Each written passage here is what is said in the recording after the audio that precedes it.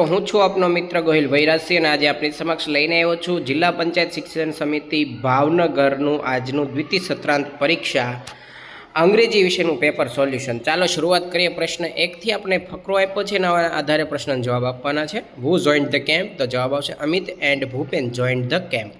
બીજું, where did they go on the first day? તો જવાબ આવશે they went out together to explore the forest. ત્રીજું, what did they see? They saw many birds, insects and animals. ચોથું, which river is mentioned in the paragraph? તો Brahmaputra is mentioned in the paragraph. પાંચમું, what could they hear in the jungle? તો અહીંયા મેં line underline કરી છે, એનો જવાબ છે ફકરામાં they could hear the cries of animal all around them.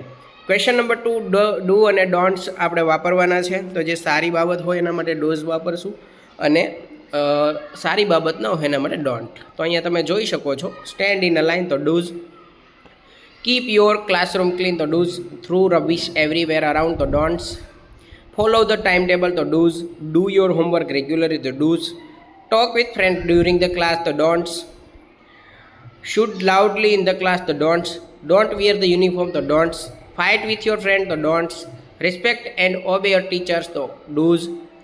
ત્યારબાદ ક્વેશ્ચન નંબર 3, અહીંયા એક્ટિવિટી આપી છે સમય મુજબ, તો આપણે એના ઉદાહરણ મુજબ બનાવવાના છે. તો Vibha read newspaper at 8:30 AM તો doesn't she? Yes she does. બીજું, Vibha goes to school at 10:30 AM તો doesn't she? Yes she does.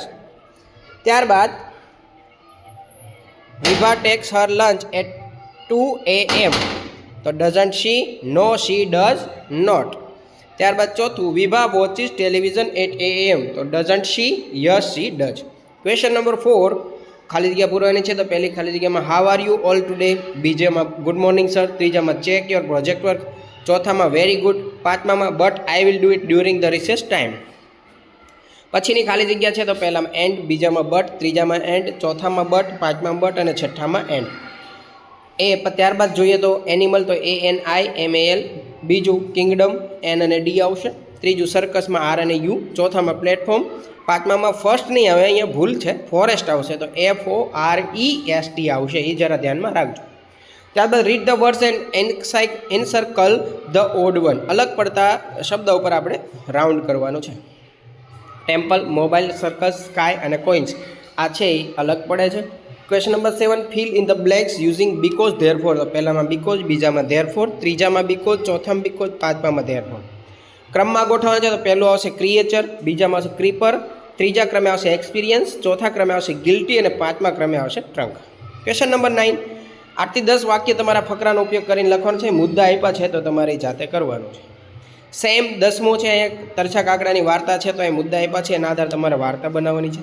11મું, કાવ્ય પંક્તિ પૂર્ણ કરો. Pink pink the rose is pink, lips of baby are too, I like pink don't you, white white white the milk is white, wing of swan are two, I like white don't you. તો મિત્રો આ રીતે ધોરણ 8 અંગ્રેજી વિષયનું સંપૂર્ણ solution તમારી સમક્ષ રાખ્યું છે. આશા છે તમને પસંદ આવશે. નવા વિડીયો સાથે ફરી પાછા મળીશું. ત્યાં સુધી જય હિન્દ, જય ભારત, જય ગુજરાત.